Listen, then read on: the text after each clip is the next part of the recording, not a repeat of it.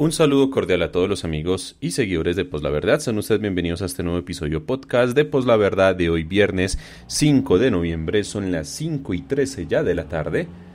En una tarde con unas nubes grises, pero un cielo azul aquí en la ciudad de Bogotá y el sol por allá al horizonte acostándose. E iniciamos con una muy buena canción de Thompson Twins.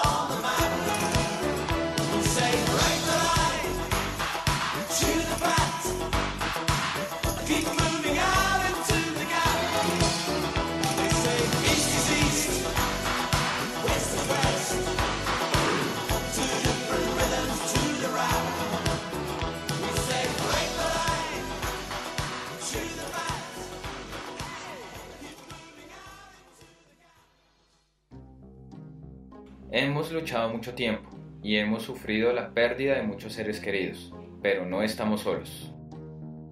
Hay grupos de resistencia en toda Colombia. Manténganse vivos, no tienen idea de lo importantes que son y de lo importantes que se volverán todos y cada uno de ustedes. El uribismo está planeando algo grande, pero la resistencia está planeando algo aún más grande. Somos Poslaverdad, y si están escuchando esto, ustedes son la resistencia.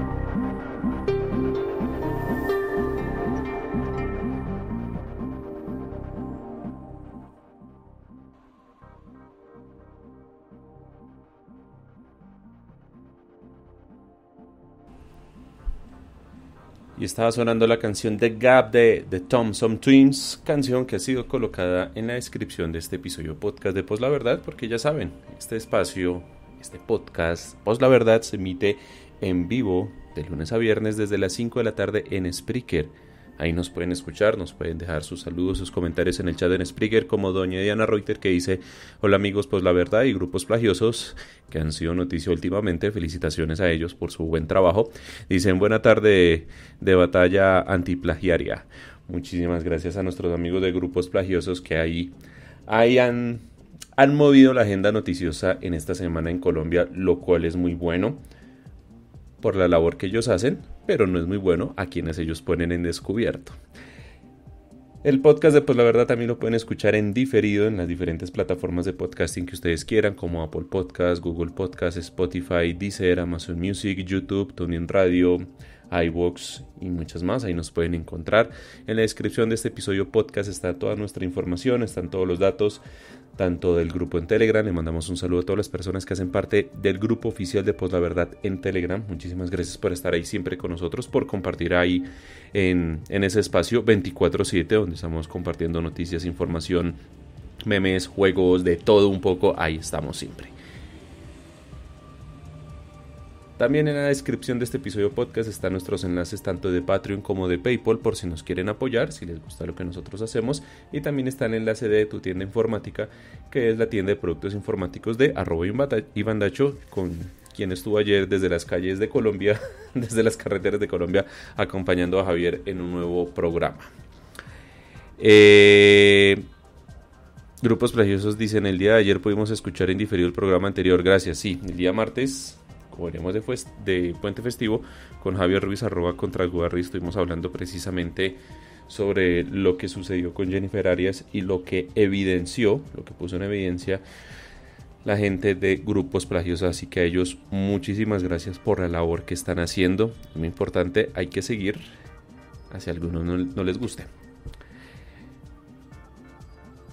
Y hablando de cosas que no le gustan, hay mucha gente que no le gusta la justicia o le gusta criticar a la justicia, le gusta hablar incluso desde el desconocimiento, más bien llevado desde la indignación, criticar las decisiones judiciales que de pronto no entienden y cargarle contra la justicia. Y es que al fin y al cabo, en esta sociedad, en este modelo de país que tenemos, es más fácil, siempre va a ser más fácil, criticar un fallo judicial, criticarlo desde afuera, criticarlo con solo lo que nos llega a través de la prensa, con ese titular clickbait, amarillista, manipulador, ¿no? Sesgado,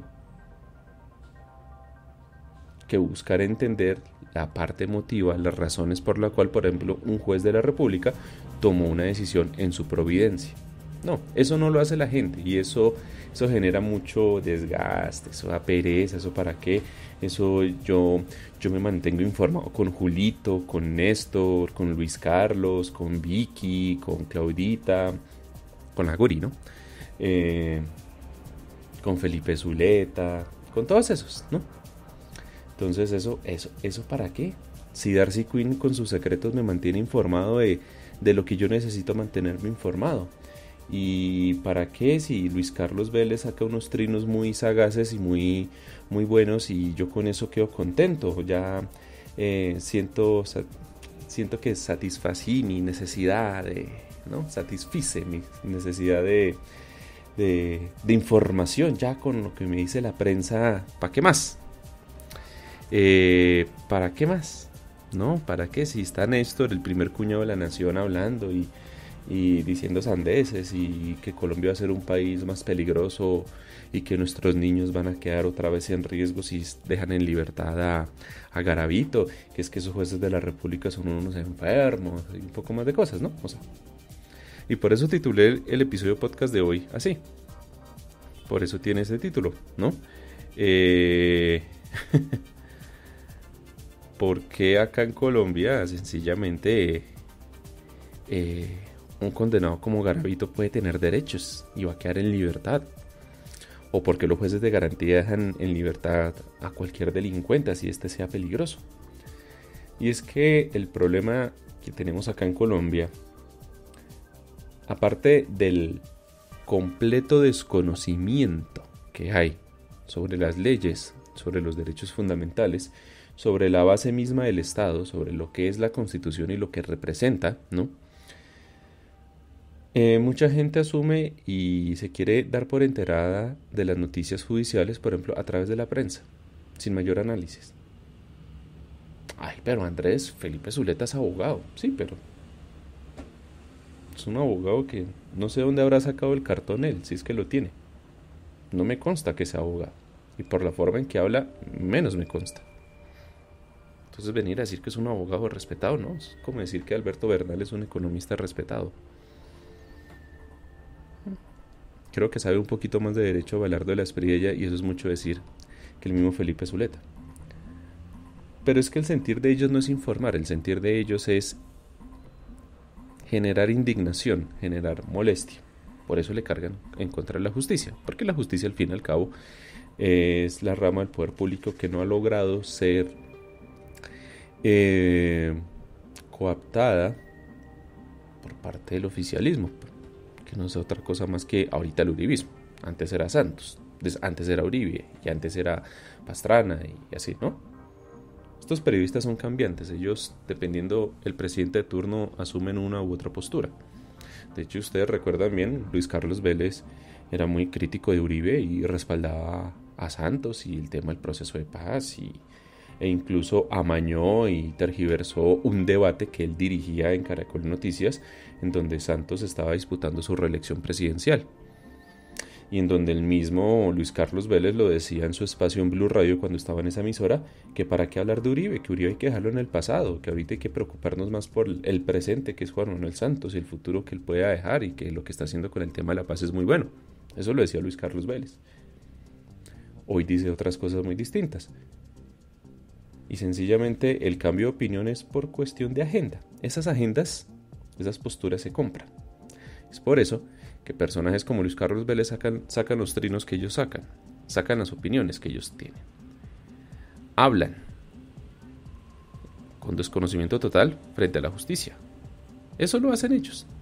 Lo hacen adrede. Saben que le van a caer madrazos, no importa. Pero también va a generar indignación y van a haber personas que le van a dar la razón. Entonces yo, por ejemplo, esta mañana miraba en Twitter que Luis Carlos Vélez colocaba la foto, bueno, citaba un trino de uno de sus lacayos ahí también de la FM, que decía: estos son algunos de los capturados esta tarde en la balacera de Medellín. Eso lo había titulado el día de ayer, después de la balacera. Entonces pone Luis Carlos Vélez lo siguiente: ¿cuántos quedan libres en minutos por un juez de garantías? como haciendo referencia a que los jueces de garantías van a dejar en libertad a cuanto criminal se les aparezca, como si esa fuera la función de los jueces de garantías, como si lo que hicieran los jueces de garantías es fomentar la impunidad. A usted lo capturó la policía, la fiscalía, yo mismo lo declaro en libertad. Eso es lo que está diciendo él. Eso, aparte de ser un comentario idiota, soez, ignorante, propio de un bruto que sencillamente no entiende o no quiere entender, lo hace a propósito. Estos son ataques constantes que tiene la rama judicial. Lo hemos analizado hace unas 2-3 semanas atrás, en donde un juzgado le tocó sacar un comunicado de prensa explicando las razones por las cuales tomó unas medidas preventivas en contra de una persona que había sido capturado después de haber cometido actos de violencia intrafamiliar. Y la noticia decía, y lo decía la misma Yolanda Ruiz, y lo decían en RCN, en la FM, en todo lado: ay, el juez mandó a prisión domiciliaria a persona que había maltratado a su esposa. Es que definitivamente estos jueces, ¿en dónde tienen la cabeza? Y no, resultó que él sí lo mandó a prisión domiciliaria, pero no en la casa donde él convivía con su pareja, sino a la casa de la mamá del tipo. ¿Y por qué lo hizo? Pues porque se ajustaba a lo que la misma defensa logró demostrar y a la poca y nula actuación que tuvo la fiscalía. Y lo hemos dicho muchas veces en este podcast, quienes lo han escuchado antes, cada vez que yo intento hacer pedagogía jurídica acá y hablar de estos temas con ustedes, pues que sencillamente el problema no son los jueces. Los jueces tienen un sistema, se mueven de una forma que ellos tienen que actuar conforme a la ley. Ellos no se pueden salir de ahí. Y toda decisión que toma un juez es susceptible de los recursos de reposición y de apelación. O sea, hay una especie de garantía ahí que es real, que se puede ver materializada, y en donde muchas veces esas decisiones que son equivocadas, que son mal interpretadas por el juez o lo que sea, son arregladas, son corregidas, porque el sistema busca siempre corregirse en el transcurso de un proceso. Para eso está la segunda instancia. Y muchas veces el tema de la segunda instancia, conforme y según sea el procedimiento, el tema de la cuantía y otras cosas más, muchas veces llega incluso a un tribunal. Entonces es un tribunal el que viene a decidir en segunda instancia, o sea, 3 magistrados, 3 jueces, no uno. Si es un caso, por ejemplo, de un juez de control de garantías, pues su superior es un juez del circuito, un juez de conocimiento. Pero es un juez especializado, es alguien que estudió, es alguien que se capacitó. Y como nos lo decía Darel la semana pasada, el abogado que nos acompañó desde Barranquilla, hablando sobre todas estas cosas, él lo mencionaba: los abogados que se enfocan para ser jueces de la República son personas muy capaces, son personas que les ha tocado estudiar, les ha tocado prepararse y demostrar para llegar allá. Caso contrario a lo que pasa en la fiscalía. En la fiscalía puede llegar cualquiera, abogado sí, pero llega cualquiera. Y por eso tenemos personas que se dedican más a calentar el puesto, buscar cómo defender expresidentes, y muchas otras cosas más, o a dormirse en los laureles para que llegue el vencimiento de términos y decrete la libertad de las personas que están siendo procesadas. Y el problema no son los jueces. Al fin y al cabo, el juez tiene que cumplir la ley. Y esto así le sorprende a muchos. Toda persona, porque todos somos iguales ante la ley, toda persona tiene derecho, tiene libertades y tiene también garantías. Y un juez se las da, y para eso es el juez de control de garantías. Hoy, hablando en el grupo en Telegram, don Ricardo de Software Libre me escribía y me preguntaba sobre una noticia que había compartido de Blue Radio, en donde se hablaba que el presidente de la Corte Suprema de Justicia hablaba que el tema del sistema penal acusatorio en Colombia no estaba funcionando, que habían fallas. De hecho, es una nota, se me hace que está mal redactada, está mal abordada por parte de Blue. Vuelve y juega a unos periodistas. Pero bueno, titularon el día de ayer, 4 de noviembre, Blue Radio lo siguiente: el sistema acusatorio no funciona. presidente de Corte Suprema de Justicia. El presidente de la Corte Suprema de Justicia también criticó la labor de la Fiscalía, argumentando que sus errores obligan a los jueces a dejar en libertad a los criminales. Esta es la verdadera noticia. Esto es lo importante. La crítica que está haciendo el presidente de la Corte, Luis Antonio Hernández, el magistrado Luis Antonio Hernández, es enfocado a la labor y a la función que tiene la Fiscalía. Y lo hemos dicho en anteriores oportunidades. ¿Qué hace la Fiscalía en Colombia? La Fiscalía es la que tiene la titularidad de la acción penal en el país y es en donde recae ese ejercicio de esa acción penal. Uno como ciudadano, al ser víctima o al conocer de un delito, uno va a la Fiscalía y pone el respectivo denuncio. Es la Fiscalía que, en teoría, ¿no? Es la Fiscalía que, recibiendo ese denuncio, inicia un proceso de investigación, una indagatoria. Entra a revisar qué tan bien sustentada, qué tan fuerte es esa denuncia que le están allegando. Si uno llega a una denuncia con pruebas documentales, testimoniales, científicas, lo que sea, todo lo que sirva para que desde la Fiscalía puedan elaborar una teoría del caso y que revisen si efectivamente procede o no imputar a alguien y llevarlo ante un juez. Muchas veces la Fiscalía no lo hace. Y muy seguramente muchos de ustedes que han sido víctimas de diferentes delitos, hurtos, lesiones personales, amenazas, otros más, se habrán dado cuenta que ir a la Fiscalía es hacer una fila de 2-3 horas. Donde lo va a entender una persona muy seguramente nada cordial. Una persona amargada. En instalaciones feas. Y en donde su denuncia pasará unos días y le llegará un correo en donde le van a decir que la archivaron, por más pruebas que hayan allegado. Sí, eso pasa en Colombia. La Fiscalía no está haciendo su labor, que es investigar los delitos. Investigar los hechos en los cuales hubo una posible, presunta comisión de un delito. No, eso no lo hace la Fiscalía. Ya cuando tienen casos ya muy de flagrancia o cosas así, pues, bueno, buscan moverse. Y hablábamos con Darle la semana pasada sobre cómo los fiscales, trabajando con un sistema de metas y de presiones internas que ellos tienen, porque entre ellos mismos se quitan los puestos y internamente la Fiscalía es un caos, pues sencillamente ellos buscan tener los casos que sean o los más mediáticos o los más importantes, y los que no, pues los van desechando, entonces los mandan archivo y los embolatan y queda todo ahí. Entonces se tiene que recurrir a la tutela, y es a través de un juez de la República, una acción de tutela en donde va a decir: sí, qué pena, señor fiscal, pero la denuncia era válida, la denuncia era necesaria, tocaba recibirla. Entonces, señor fiscal, respétele los derechos de acceso a la justicia a esta persona y investigue, porque lo que él nos allegue y lo que le allegó a usted en la denuncia procede para una investigación penal. Entonces son los jueces los que nos vienen a defender, si se dan cuenta. Los que hacen que nuestros derechos se mantengan, prevalezcan. La Fiscalía no lo hace. ¿Por qué? Porque la Fiscalía se volvió un órgano político. Y gracias a la reelección de Uribe, que se dañó el tema del sistema de pesos y contrapesos, terminó entonces el presidente de turno eligiendo terna para tener fiscal durante su gobierno.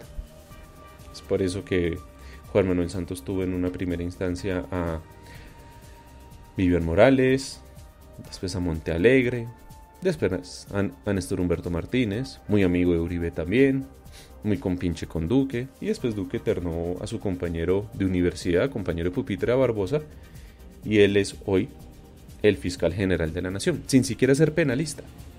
Y como bien lo decía Darel, el abogado que estuvo con nosotros la semana pasada, esto también es culpa de la Corte Suprema de Justicia. ¿Por qué? Porque le otorgaron una función que no le corresponde a un alto tribunal, y es la de elegir a alguien que sea fiscal de una terna enviado por presidente. Sí, es una función que le dio la Constitución. Son de esos descaches que puedan haber dentro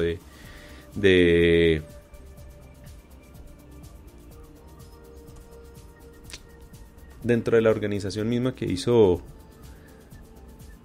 el constituyente por ahí en el año 91, pero pues bueno, ¿Esas cosas se pueden corregir? Sí. Lo que pasa es que no ha habido suficiente voluntad política para hacerlo.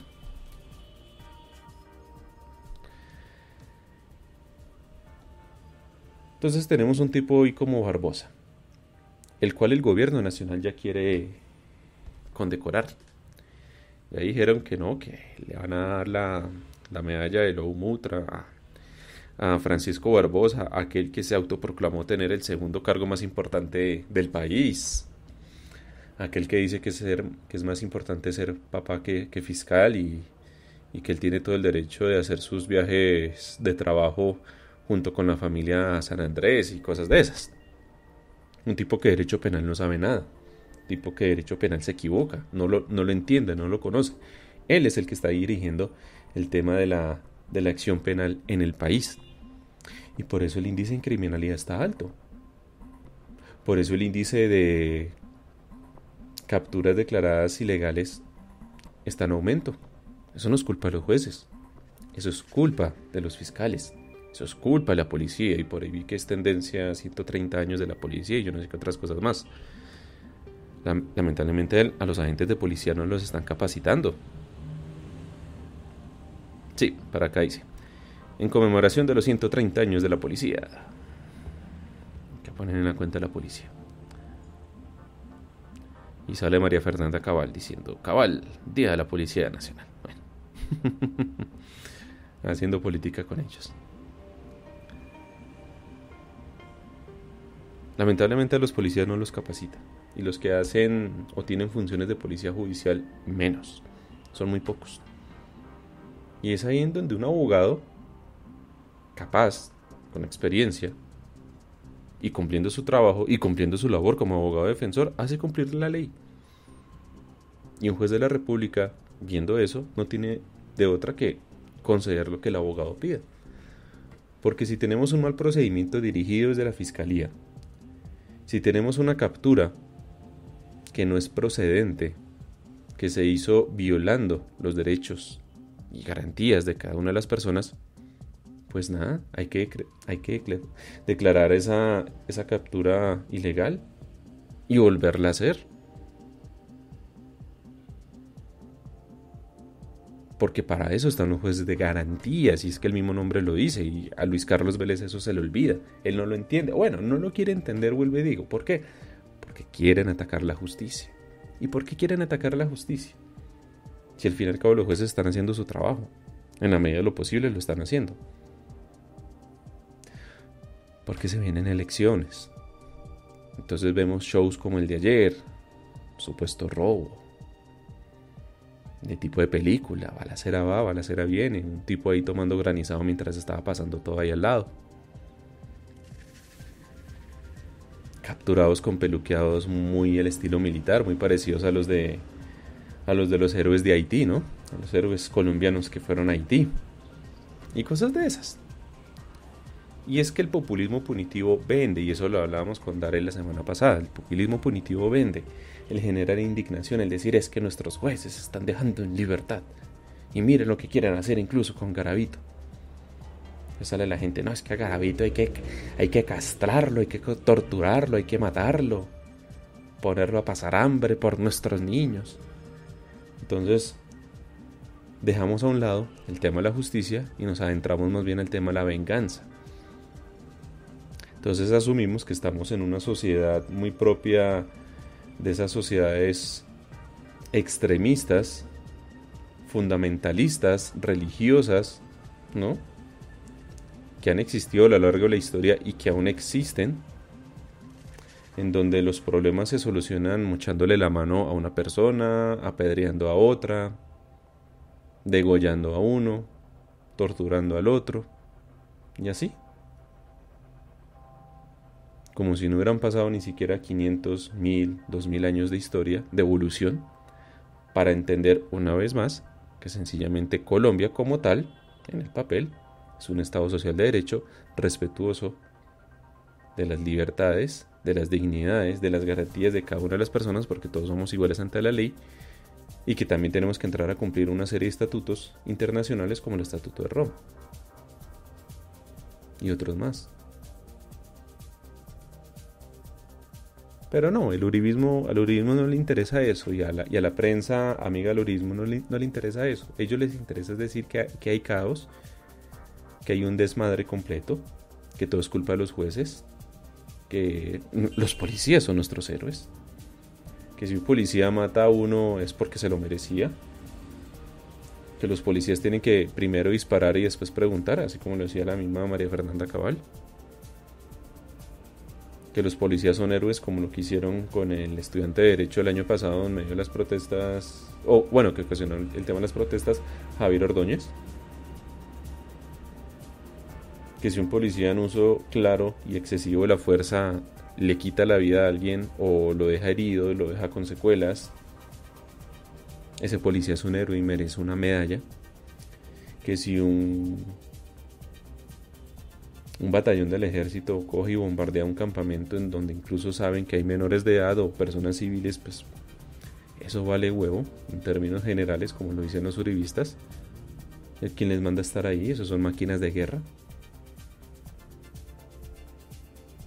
Y cada vez más nos vamos alejando de todo sentido crítico de la razón, del entendimiento, del respeto a las leyes, y nos adentramos en lo reaccionario, en la venganza, en buscar eliminar al otro.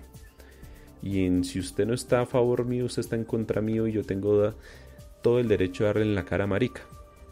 Porque eso es lo que quieren los uribistas. Por eso atacan la justicia. Porque es la justicia la que tiene sentado en un estrado a Uribe, en donde ya va a ser la Corte Constitucional la que se va a pronunciar sobre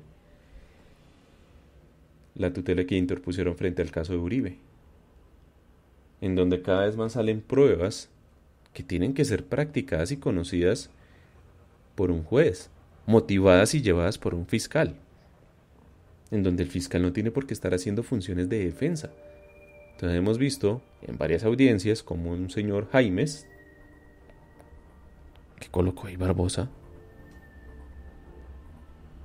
está buscando defender a Uribe, cuando la labor de la fiscalía es acusar, no defender. Uribe tiene abogados defensores. Entonces vemos a un fiscal empecinado en que Uribe es inocente.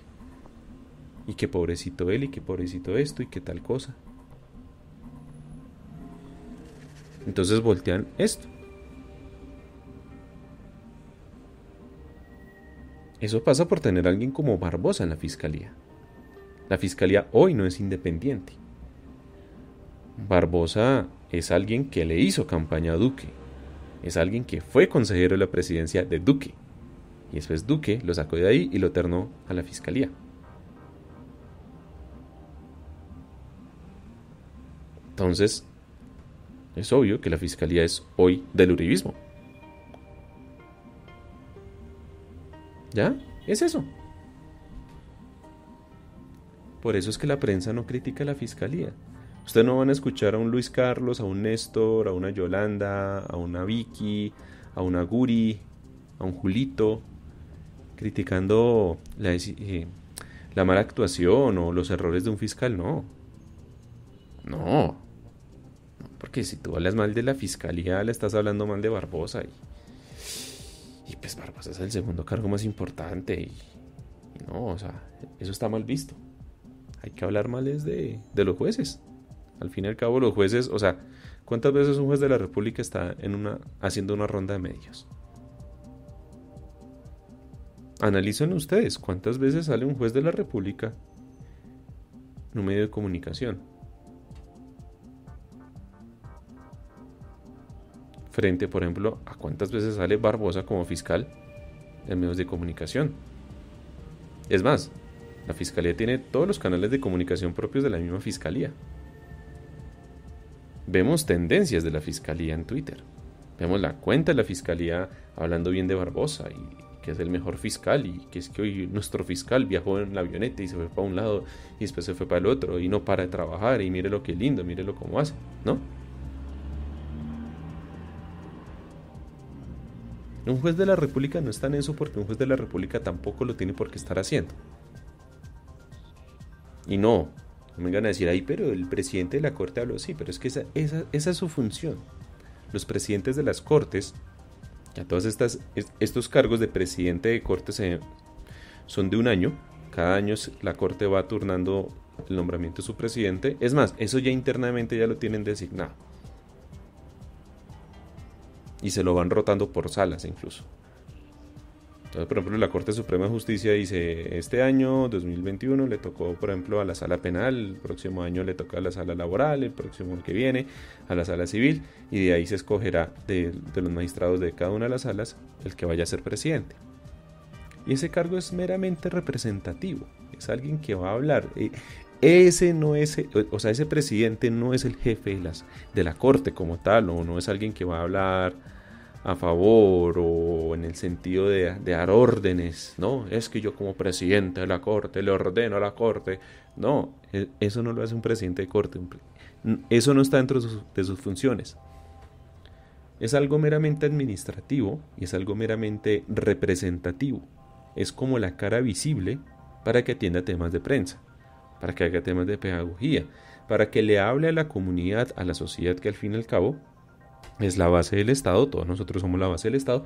Entonces tenemos un presidente de la Corte, presidente de la Corte Suprema de Justicia, del Consejo de Estado, del Consejo Superior, de la JEP, hablando. Entonces vaya y atiende una entrevista y vaya y atiende otra y ya. Pero ese juez de conocimiento, ese juez de garantías, ese juez no va y da esa ronda de medios como lo hace la Fiscalía. Por eso es que tampoco tienen el favor de la prensa. Y por eso es que muchas veces cogen y malinterpretan.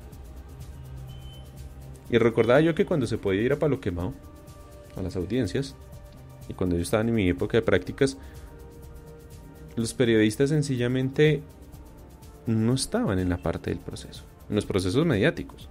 Ellos sencillamente se acercaban y escuchaban ya el resuelve y buscaban tener declaraciones del que fuera condenado o a quien absolvieran en dado caso, y a las víctimas, porque ellos buscan es el sensacionalismo, no es más. Entonces realmente ellos no hacen una labor más allá de informar, sino más bien de vender indignación, de vender algo sensacionalista, algo amarillista. Entonces eso es lo que pasa. Entonces, por ejemplo, frente a solicitudes o a cuestiones ya propios de la ejecución de penas, que es una función que tiene la justicia, y es a cargo de unos jueces especializados en el tema de ejecución de penas, por ejemplo, a estudiar el caso de Garavito. ¿Merece Garavito salir en libertad? ¿Tiene que salir en libertad? Si ha cumplido todas las partes de la pena, pues tiene que hacerlo. Si se ha hecho merecedor conforme lo dice la ley, pues lo puede hacer. Eso lo determina un juez. Ay, pero es que Garavito es un monstruo. Sí, pero pagó su pena. Ah, se me olvidó una cosa. Esos mismos que critican lo de Garavito, por ejemplo, eran los mismos que decían, ay, es que el doctor Popeye ya pagó lo suyo y él por eso puede hacer política y puede salir con nosotros a marchar y a promover el voto por el no en el plebiscito por allá en el año 2016, y por eso es el doctor general de la mafia, el doctor Popeye, ¿no? Ah, para algunas cosas sí es bueno que alguien salga de la cárcel, pero para otras no. Y pues se les olvida que el tema de la justicia no es selectivo. La justicia es imparcial. Y para eso hay las garantías procesales para que así lo sea.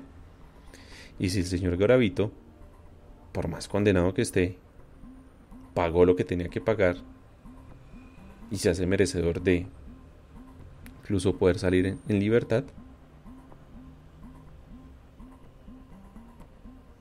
porque hay que impedírselo. Él tiene derechos, vuelvo y digo, y todos somos iguales ante la ley, lo dice la Constitución. Y sí, el tipo podrá haber hecho cosas, pero ¿cuál es el fin de la pena? Y eso siempre lo hemos dicho acá en este podcast. El fin de la pena es la resocialización del reo, que una persona pueda reincorporarse y vivir en sociedad. Ese enfermo delincuente que cometió uno o una serie de delitos, pagando una pena, puede redimirse y pueda reencaminar su vida dentro de la sociedad. Ay, pero es que Garavito está enfermo, ese tipo está loco. Ah, bueno, pues eso no lo determina el juez de ejecución de penas. Él está pagando por unos delitos que cometió. Si él está enfermo mentalmente, incluso tiene que ser declarado en interdicción, eso lo determina otro tipo de juez a través de otro tipo de examen muy distinto que se hace a través de un médico legista, de un psiquiatra que lo revise, que lo dictamine. Y en un proceso declarativo ante un juez civil se hace eso. Porque esto no le compete a un juez penal, esto no le compete a un juez de ejecución de penas, esto le compete a un juez civil. Entrar a revisar si Garavito es una persona cuerda o no. Y si es alguien que necesita estar recluido en un sitio, medicado, en constante revisión, bueno, pues que él termine de pagar su pena, cuando se haga merecedor de salir en libertad, pues sea atendido ya por los especialistas que tengan que revisarlo ya en su parte mental. Además, ¿cuántas de esas personas que hablan en Twitter o que hablan así están en capacidad de afirmar que Garavito está loco? Ay, pero es que mató. Pero pues, ¿qué? Que haya matado, que haya hecho todo lo que hizo con los niños a los que él sometió. Que usted crea que esté loco, sí, pero pues que sea cierto, no.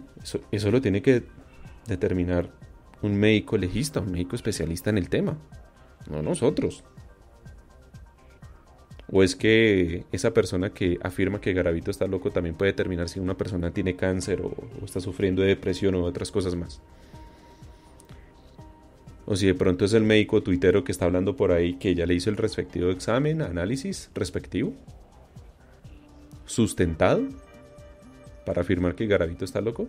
Ay, pero es que los hechos hablan por sí. No, los hechos no hablan por sí solos. Los hechos dicen que hoy Garavito es una persona condenada, que fue declarada culpable, que fue vencido en juicio y que muy seguramente va a tener derecho y beneficio conforme lo establece la ley.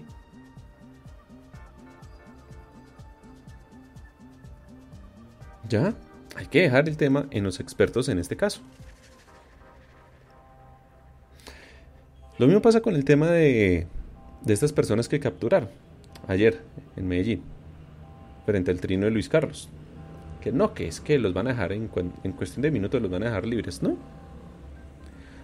Yo sí le digo a Luis Carlos y a cualquiera. Si a cualquier persona que la cogen en flagrancia le hacen un mal procedimiento en su captura, pues muy seguramente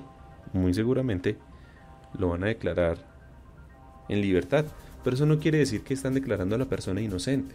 Y eso lo hablaba Daré la semana pasada. Que el vencimiento de términos de haya dejado a alguien en libertad no quiere decir que lo declaró automáticamente inocente. No, el proceso sigue. La investigación sigue. Su comparecencia ante un juzgado va a seguir. Lo que pasa es que lo va a hacer en libertad. Y la gente piensa que es que el juez de garantías tiene que declarar culpable a alguien y mandarle una vez a la cárcel. Y no, eso no lo hace un juez de control de garantías. El que declara culpable o inocente a una persona es un juez de conocimiento dentro del sistema penal acusatorio. Entonces es aquí donde don Ricardo me pregunta, bueno, ¿qué es eso del sistema penal acusatorio y por qué entonces el presidente de la Corte está diciendo que está mal? El sistema penal acusatorio es el sistema del procedimiento penal que tenemos acá en Colombia y su base es un procedimiento oral que se realiza a través de audiencias. Es ágil, no es escritural. Nosotros veníamos de un proceso escritural que era la ley 600 del año 2000. Que, oh sorpresa, ese proceso sigue hoy vigente porque los congresistas, que son los que se hacen las leyes, dijeron, ay, es que para nosotros los aforados no nos aplica el sistema penal acusatorio, nos aplica el sistema escritural, que es un sistema más lento, más demorado, que tiene otras aristas, otras demoras.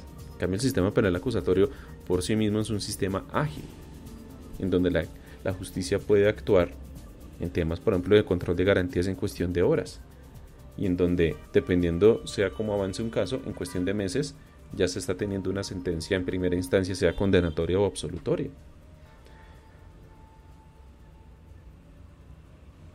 Y esto, como lo hemos dicho muchas veces, el sistema penal acusatorio lo cogimos, es un remedio ahí del del sistema penal acusatorio que está en Estados Unidos, del sistema anglosajón, en donde copiamos algunas cosas pero dejamos de copiar otras que hubieran sido interesantes. Porque si ustedes han visto las películas, por ejemplo, ustedes más o menos han de saber cómo se distribuye una sala de audiencias en una película, ¿no? En el centro está el juez, en un lado está el fiscal, con su asistente, en otro lado está el abogado defensor, con el acusado, pero en un lado muy importante, y en donde ellos se dirigen, casi todos ignoran al juez, en el sentido que no le hablan a él, sino que le hablan a ese grupo de personas que son el jurado de conciencia. Resulta que aquí en Colombia no quisieron implementar el tema del jurado de conciencia porque dijeron que no, que es que la sociedad colombiana no está capacitada para ser jurado de conciencia, entonces si es un caso de una violación, si es un caso de una... bla, bla, bla. Pura carreta. Si vamos a copiar algo, pues copiémoslo todo, no de forma selectiva. Entonces, en Estados Unidos, tanto el fiscal como el abogado no tienen que convencer al juez, tienen que convencer a ese jurado. Y ese jurado se escogen dentro de la misma comunidad. Son personas que viven, son docentes, médicos, ingenieros, amas de casa, lo que sea. Son personas que hacen parte de la comunidad. Y a esas personas las tienen que convencer. Y el sistema allá funciona porque, como se hace mediante una votación, al fin y al cabo es una representación de la comunidad, quien va después de los argumentos, después de los alegatos, que llegue el fiscal y el abogado, van a determinar si esa persona es guilty o not guilty, o sea, culpable o no culpable. Ese trabajo de los jurados de conciencia aquí en Colombia recayó en los jueces. En Estados Unidos el juez lo que tiene que hacer es dirigir la audiencia, estar pendiente todo el tiempo que lo que haga el fiscal, que lo que haga el defensor sea conforme a derecho, que no haya lugar a irregularidades. Entonces dirige la audiencia buscando que la audiencia sea lo más clara, lo más imparcial, lo más respetuosa posible de las leyes. Entonces el juez está pendiente de la actuación, está vigilando a ese fiscal y a ese abogado, mientras el jurado está escuchando con detenimiento cada una de las pruebas y los testimonios que van llegando a ese proceso. Lamentablemente acá en Colombia eso no es así, porque todo recae en el juez. Entonces hay que convencer al juez. Entonces aquí el juez en Colombia tiene que hacer lo que hace el jurado allá en Estados Unidos, que es declarar si una persona es guilty o no guilty. Y mientras tanto tiene que dirigir la audiencia. Entonces tiene un doble trabajo el juez. Entonces tiene que estar pendiente que el fiscal esté alegando lo que tiene que ser. Y mientras está mirando la forma de los alegatos del fiscal, también tiene que estar mirando el fondo, porque también tiene que estar pendiente de la decisión que va a tomar.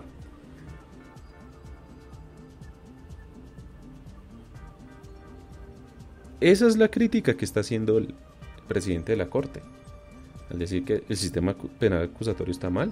Estamos sobrecargando muchas cosas a los jueces y más encima los están desprestigiando, no por los errores de los jueces, es por los errores de los fiscales, de la policía, que se equivoca y mucho. En la mayoría de veces sí se equivocan en cada uno de los procesos. Eso es lo que está pasando. ¿Que eso se puede corregir? Claro. ¿Cómo se implementó el sistema penal acusatorio? Pues a través de un acto legislativo y a través después de una ley. La ley 906 de 2004. Y entró de forma progresiva. ¿Se puede corregir? Sí. Pero, ¿tenemos voluntad política para eso? No. ¿Hay voluntad por parte de nuestros legisladores? No. Lo hablábamos la semana pasada con Darrell. Ahorita la iniciativa que tienen desde el Congreso a través de Catherine Miranda es crear delitos que ya existen en el código. Entonces ella está creando un nuevo sistema de delitos que ya están plasmados en la ley, pero pues que sencillamente eso le da más gabela de prensa y todo pensando en las elecciones que se vienen para el otro año. Entonces ella va a decir, yo creé el delito que condena a aquel que echa un piropo y un agravio en contra de una mujer en la calle. Ay, senadora, bueno, senadora no, representante Catherine Miranda, porque ella es representante de la Cámara, congresista. ¿Usted no sabe que eso se llama injuria por vía de hecho? ¿Usted no sabe que eso ya está en el Código Penal? ¿Usted no sabe que eso ya existe en el Código Penal? ¿No? Bueno, entonces claro, como no sabe, o como no quiere saber a los Luis Carlos, pues sencillamente busca generar indignación y decir, uy, sí, congresista, es que hay que votar por usted. Entonces salen colectivos feministas, colectivos sociales, de víctimas. Ay, sí, es que estas son las congresistas que necesitamos, que creen delitos para que condenen a cada vez más personas. Y terminamos cayendo en el caso, o en los temas que hemos hablado muchas veces, que es el tema del populismo punitivo. Entonces es más fácil decir, vamos a vender más cárcel, vamos a vender más penas, más castigos. Y ya no hablamos de justicia, sino que hablamos es de venganza, de populismo punitivo. Y esto no solo lo decíamos con Darrell la semana pasada, sino lo dicen muchos abogados. Y es cuestión de revisar la posición de muchos juristas que critican, por ejemplo, ese tipo de iniciativas. De crear delitos que son innecesarios, de crear delitos que realmente no se necesitan, que son inocuos, que no van a servir de nada, o que sencillamente ya existen pero les quieren poner otro nombre distinto para venir a decir es que yo estoy cumpliendo con una agenda legislativa. Lo trinaba ayer, 4 de noviembre a las 10:47 de la noche, Diana Muñoz, @Diana1Z, ella es abogada, decía lo siguiente: no cedan ante la tentación de proponer penas más altas o presidios más crueles. Eso no cura nada. Las desigualdades sociales son la cuna de la mayor parte de la delincuencia. La apuesta ha de ser social. Pero si usted habla de temas sociales, sencillamente le van a decir que usted es un comunista, un castrochavista y otras cosas más. Como se dan cuenta, el problema no recae en los jueces. Como se dan cuenta, el problema no recae en que necesitamos más leyes, más penas, más delitos, más cárceles, no. El tema es social, porque al fin y al cabo, la acción penal, el derecho penal es la última ratio. Es el último recurso que tiene el Estado ya para buscar resarcir un daño que muy seguramente se pudo haber prevenido, se pudo haber evitado, si hubiera existido suficiente acción social para, por ejemplo, evitar que una persona termine matando a otra, que una persona termine hurtándole los bienes a otra, que una persona termine violando, accediendo carnalmente a otra. Pero eso no le importa a nuestros congresistas, eso no le importa a la prensa, no. A ellos les importa es lo reaccionario, lo mediático, lo que sirva, lo que llene titulares en el momento.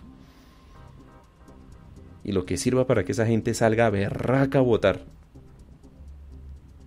Porque si uno allá habla de temas sociales, pues ya saben en qué tipo de señalamientos van a terminar.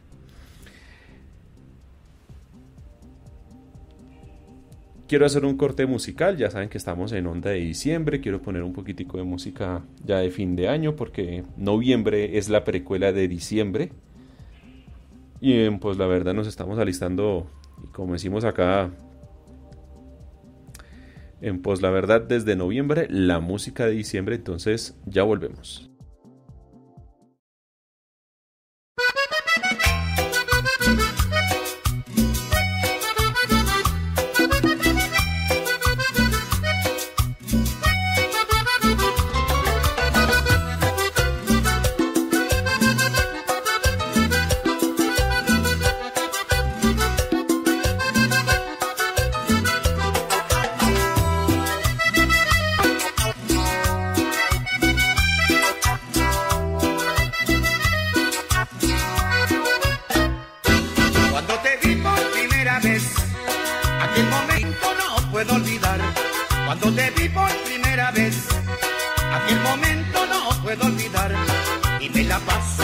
En ti, sin olvidar tu manera de mirar, y me la paso pensando en ti, sin olvidar tu manera de mirar.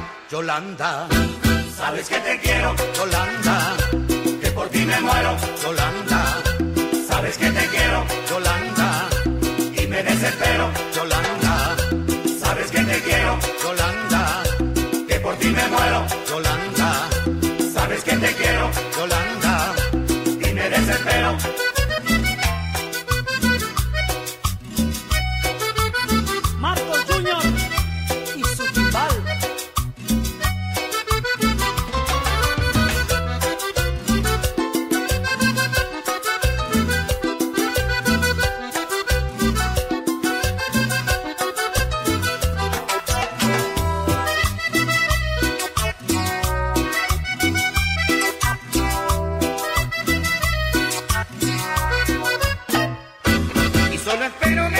que sí, para no vivir desesperado. Y solo espero me digas que sí, para no vivir desesperado.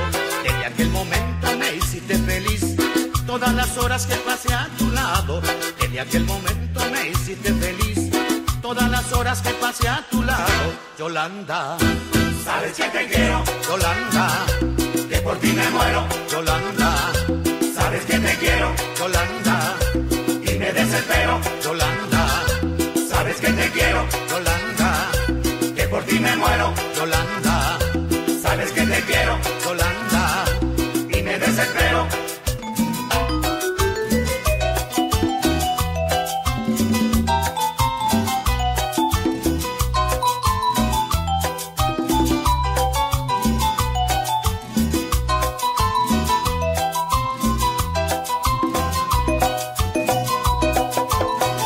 Yolanda, sabes que te quiero. Yolanda, que por ti me muero. Yolanda, sabes que te quiero. Yolanda, y me desespero. Yolanda, sabes que te quiero. Yolanda, que por ti me muero. Yolanda, sabes que te quiero. Yolanda, y me desespero. Yolanda, sabes que te quiero. Yolanda, que por ti me muero.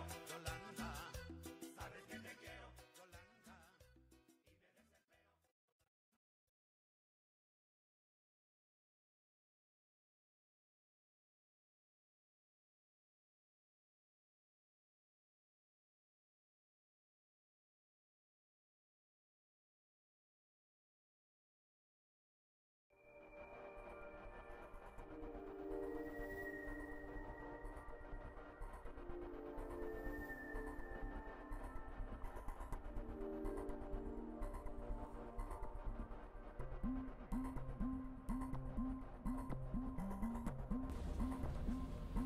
Y estábamos con la canción Yolanda de Los Palmera, ya sabe, música de diciembre. Aquí ya estamos alistándonos todo para fin de año porque ya noviembre la precuela de diciembre. Y como tal hay que poner la buena música, aquí ya no se celebran más cumpleaños ni más nada en diciembre ni nada de eso. Solo Navidad, jolgorio, foforro, fiesta y muchas otras cosas más.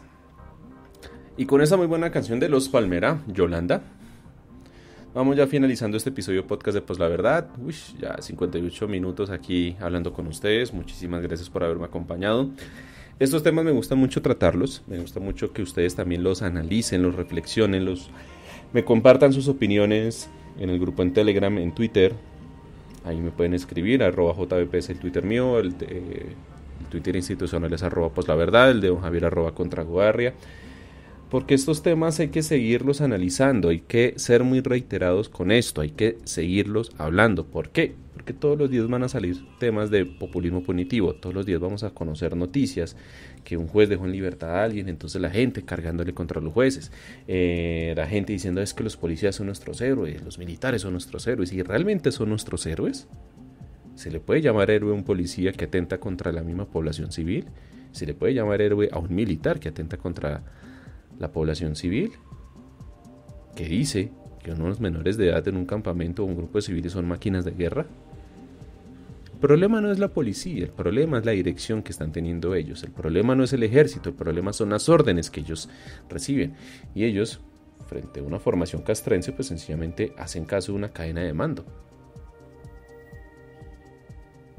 Y pues ahí está el problema, que quien llega al poder, quien llega a dar las órdenes no es el más idóneo. ¿O es que para ustedes Duque es la persona más capacitada para gobernar los destinos de un país? ¿Lo ha sido? ¿Lo es? ¿Lo será en los meses que le quedan? Hay que saber elegir, hay que saber votar. Y ojo, también en materia legislativa. ¿Por quién se votan las elecciones al Congreso? Son ellos los que sacan las leyes. Y tenemos hoy congresistas que posan y llenan prensa inventándose delitos que no tendrían por qué existir, o sencillamente ya existen pero les quieren cambiar el nombre, o incluso resultan diciendo que no, que para qué desmontar el tema del 4x1000, que ahora hagámoslo progresivamente para desde el 2026. Y sí, estoy hablando de Gustavo Bolívar, por ejemplo. O sean por las razones que sea. No comparto eso, el 4 por 1000 hay que quitarlo. Era una medida provisional desde el año 98 y miren en qué vamos. Y muchas otras cosas más. Entonces hay que siempre estar muy pendiente de qué personas quieren llegar al Congreso, de qué personas quieren llegar a las presidencias, a las alcaldías, a las gobernaciones, al poder, porque al fin y al cabo son ellos quienes nos están representando y son ellos quienes se legitiman a través de nuestro voto, y después para que estemos diciendo, ay no, es que me tumbaron, es que yo voté por Claudio porque es que ella dijo que iba a ser la primera mujer LGBTI que iba a llegar a Bogotá a gobernar y mire, pues resultó igual que Peñalosa, ¿no? Que el estereotipo, que el género, que la pose, que el bonito del hablado, que donde haya estudiado, que donde venga. No sé, o sea, eso no tiene por qué ser motivo suficiente para votar por alguien, no. Hay que darle más valor al tema de las propuestas, el tema del programa de gobierno y también de las personas quienes acompañan a ese programa de gobierno. Grupos plagiosos dice, gracias por las enseñanzas. No, al contrario, gracias a ustedes por estar pendientes con el tema de los plagios, por estar pendientes de toda esta movida que sucedió en torno a Jennifer Arias, y por estar ahí también pendientes en torno a la posición ética, porque esa es la palabra, la posición ética que tuvo la rectoría de los Andes, Alejandro Gaviria, frente a muchos casos de denuncias de plagios, incluso conocidas también por el grupo Plagiosos. No siendo más, mi nombre es Andrés Balaguer, yo me despido, son las 6 de la tarde. A las 6 de la tarde, ya con 15 minutos, finalizamos transmisiones y el próximo lunes nuevo episodio podcast de Post La Verdad. Muchísimas gracias a todos ustedes por haber estado aquí con nosotros. Hemos llegado hasta el final de este episodio de podcast. Gracias por habernos acompañado.